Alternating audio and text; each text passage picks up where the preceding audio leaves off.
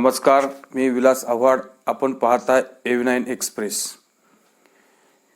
मित्रांनो, आज महाराष्ट्र विधानसभेचे अध्यक्ष राहुल नार्वेकर यांनी राष्ट्रवादी कोणाची या बाबतीत निकाल दिला आणि आमदार अपात्रतेच्या बाबतीत सुद्धा निकाल दिला. खऱ्या अर्थाने 1 महिन्याच्या अंतरावर 2 पक्षांचा निकालच लावून टाकला असेही म्हणता येईल. 10 जानेवारी 2024 रोजी शिवसेनेच्या 16 आमदारांच्या बाबतीत अपात्रतेच्या बाबतीत विधानसभा अध्यक्षांनी केंद्रीय निवडणूक आयोगाने जो निकाल दिला, ज्या प्रकारे शिवसेना एकनाथ शिंदेंची शिवसेनेचं नाव आणि शिवसेनेचं पक्षचिन्ह हे एकनाथ शिंदेच्या गटाला बहाल केलं, त्याच पद्धतीने 4-5 दिवसापूर्वी केंद्रीय निवडणूक आयोगाने राष्ट्रवादीच्या बाबतीत सुद्धा पक्षाचं नाव राष्ट्रवादी आणि पक्षचिन्ह घड्याळ हे अजित पवार गटाला बहाल केलेलं आहे. मग आज विधानसभा अध्यक्षांनी ज्या प्रकारे केंद्रीय निवडणूक आयोगाने आपला निकाल दिलाय, त्याच पद्धतीने आज राष्ट्रवादी ही अजित पवारांची, मग राष्ट्रवादीचं नाव असेल किंवा राष्ट्रवादी पक्षाचं पक्षचिन्ह असेल, हे अजित पवार गटाला वापरता येईल आणि मूळ पक्ष राष्ट्रवादी पक्ष हा अजित पवारांचा झालाय, यावर सुप्रीम मोहर आज विधानसभेच्या अध्यक्षांनी लावली. खरं तर शिवसेना आणि राष्ट्रवादीच्या या दोन्ही निकालांमध्ये बरंचसं साम्य आहेत आणि दोन्ही गटाकडून अपात्रतेच्या बाबतीत काही याचिका दाखल करण्यात आल्या होत्या. शिवसेना कोणाची, राष्ट्रवादी कोणाची या बाबतीत सुद्धा याचिका दाखल केल्या होत्या. शिवसेनेने पहिल्या दिवसापासून, म्हणजे उबाटा गटाकडून पहिल्या दिवसापासून सुप्रीम कोर्टात निवडणूक आयोगामध्ये धाव घेतली होती.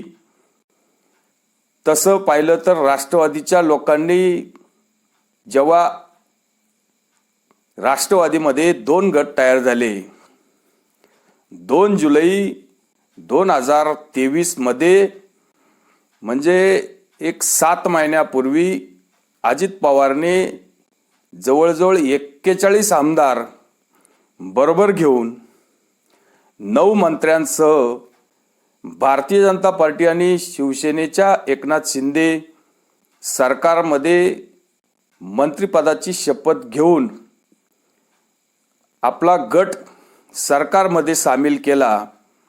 त्या वेळेला जवळजवळ त्या 7-8 महिने होत आलेले आणि सुरुवातीच्या काळामध्ये राष्ट्रवादीचे मग जे काही उर्वरित नेते असतील किंवा स्वतः राष्ट्रीय अध्यक्ष शरद पवार असतील किंवा त्यांच्या कन्या खासदार सुप्रियाताई सुळे असतील किंवा प्रदेशाध्यक्ष जयंत पाटील असतील किंवा आमदार जितेंद्र आव्हाड असतील, या वरिष्ठ नेत्यांकडून असं म्हणण्यात आलं होतं की आमच्या राष्ट्रवादी पक्षामध्ये कुठलीही फूट नाही, आमचा एक गट नाराज होऊन फक्त पक्षामध्ये सामील झालाय, बाकी आमच्या पक्षामध्ये कुठलीही फूट नाही, दादा आमचेचे, माझे भाऊचे, अशा प्रकारचे विधानं सुद्धा सुप्रियाताई नेहमी करत होत्या. आणि त्यांचं असं म्हणणं होतं की कधीतरी दादांची नाराजी दूर होईल, दादा परत येतील, आमच्यात कुठलाही वाद नाही, पक्ष कुठलाही फुटला नाही.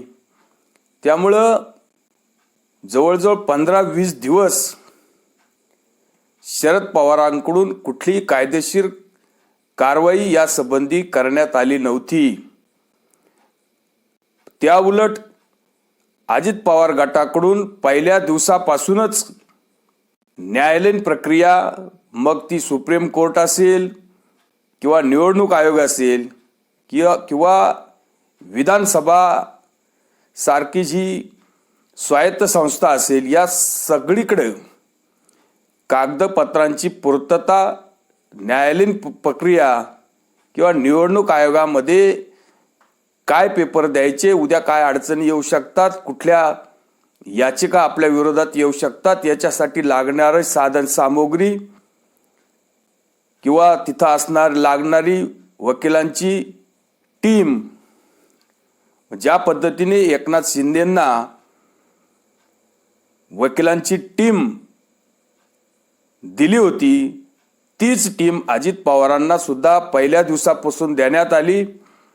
आणि तेव्हाच आपल्याला जवळजवळ निकाल असा समजला होता की ज्या प्रकारे एकनाथ शिंदेंच्या बाजूने पक्षाचा आणि पक्षचिन्हाचा, शिवसेनेचा जो काही निकाल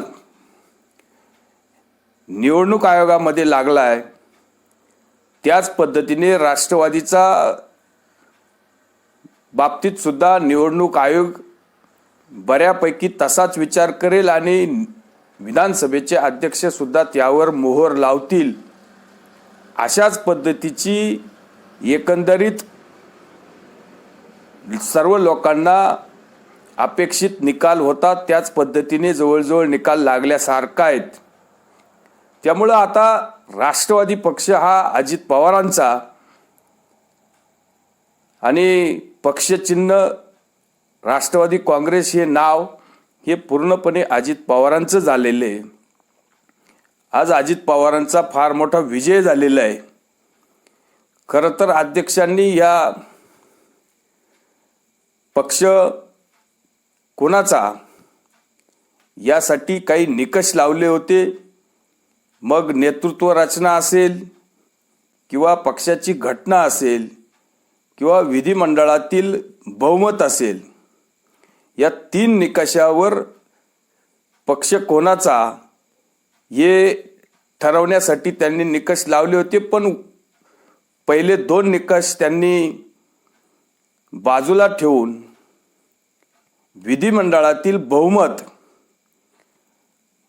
जे आमदार लोकांमधून निवडून येतात, लाखो मतं आमदारांना पडतात, जनतेतून लोक निवडून येतात, त्या 53-54 आमदारांपैकी राष्ट्रवादीच्या 53-54 आमदारांपैकी 41 आमदार अजित पवारांबरोबर असल्यामुळं आणि मोठ्या प्रमाणामध्ये जनतेतून लोकप्रतिनिधी निवडून आले आणि ते अजित पवारांबरोबर असल्यामुळं राष्ट्रवादी ही अजित पवारांची या एकमेव निकषावर अजित पवारांना राष्ट्रवादी आज जवळजवळ बहालच केल्यासारखी आहेत.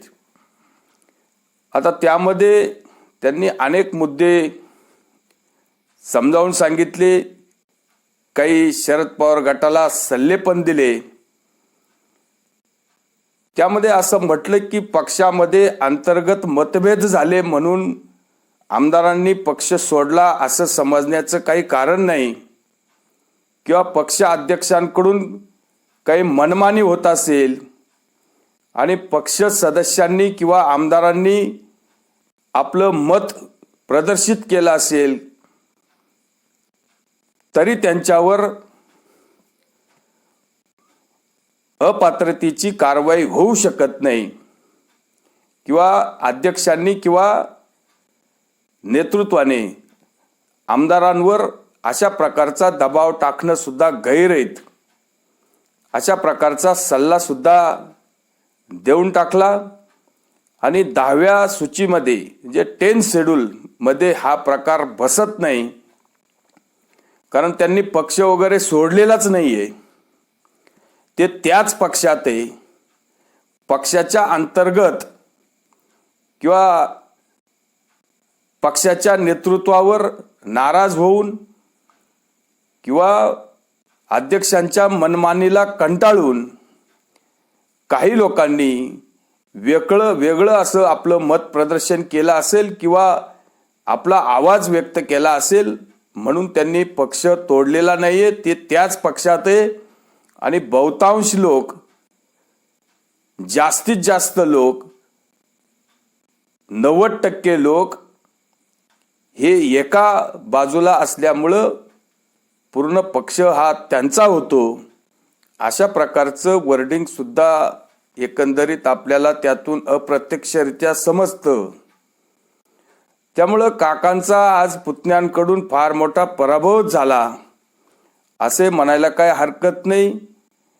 आणि ही गोष्ट जवळजवळ होणारच होती आणि हा अशा प्रकारचा निकाल अपेक्षित होताच.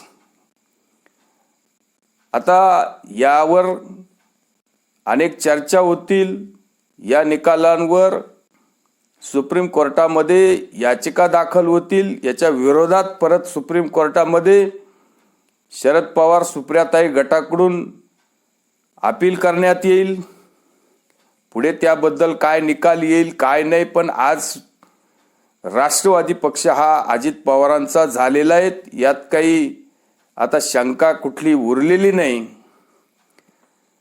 आणि मग सुप्रियाताईंना जेव्हा असं विचारलं का तुमची प्रतिक्रिया काय, ते सुप्रियाताईंचं सगळं काही हसूनच होतं. सुप्रियाताईंना फार काही दुःख झालेलं काही वाटलं नाही. सुप्रियाताईंनी आपलं ओशाळपणे हसून सांगितलं की हा निकाल आम्हाला अपेक्षित हाच होता. नार्वेकर दुसरा निकाल देऊच शकत नाही. हा निकाल तर कॉपी पेस्ट आहे. जसा शिवसेनेच्या बाबतीत अन्याय झाला तसाच आमच्यावर अन्याय होता हे आम्हाला माहीत होतं. घटना पायाखाली तुडवली. लोकतंत्र खतऱ्यात आलं. लोकशाही देशामध्ये राहिली नाही. आणि अदृश्य शक्ती या निकाला पाठीमागे आहे.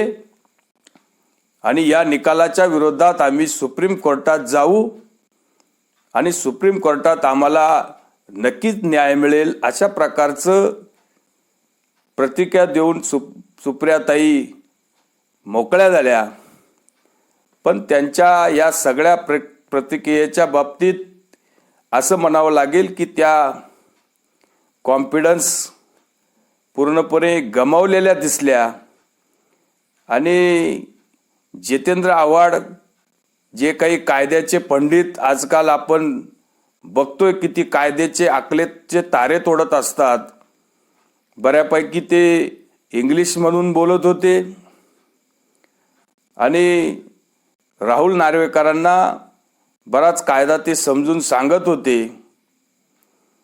मग कशाला तुम्ही इतकं माझ्याकडून होणार नाही तर मग कशाला जबाबदारी घेतली, कशाला अमकं तमकं केलं, कशाला आम्ही पैसे घालवले असते, कशाला आमच्या पक्षाचा एवढा वेळ गेला असता. अक्षरशः जितेंद्र आव्हाडांनी सुद्धा राष्ट्रवादीचा खेळखंडोबा करण्यामध्ये ज्या प्रकारे संजय राऊतांनी शिवसेना संपवली त्याच प्रकारे जितेंद्र आव्हाडांनी राष्ट्रवादी संपवली हे म्हणणं सुद्धा गैरलागू होणार नाही. अनेक प्रकारच्या अनेक उद्या वाद होतील, अनेक याचिका दाखल होतील.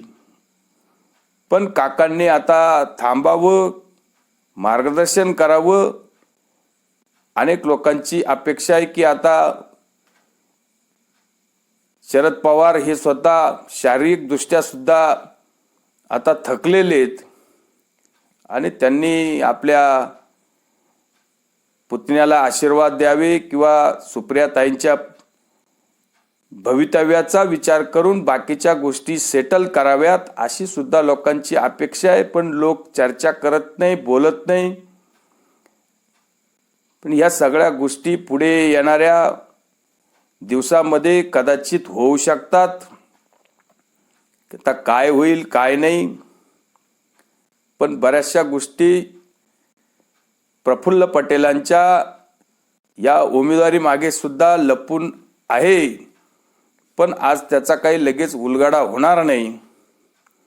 तेव्हा येणाऱ्या काळामध्ये अनेक गोष्टी होतील अशी आपण एक अपेक्षा करूया. खऱ्या अर्थाने आज अजित पवार काकांच्या राष्ट्रवादीचे दादा झालेत असं वाटतंय. तुर्तच थांबूया. व्हिडिओ आवडला असेल तर लाईक करा, शेअर करा. धन्यवाद.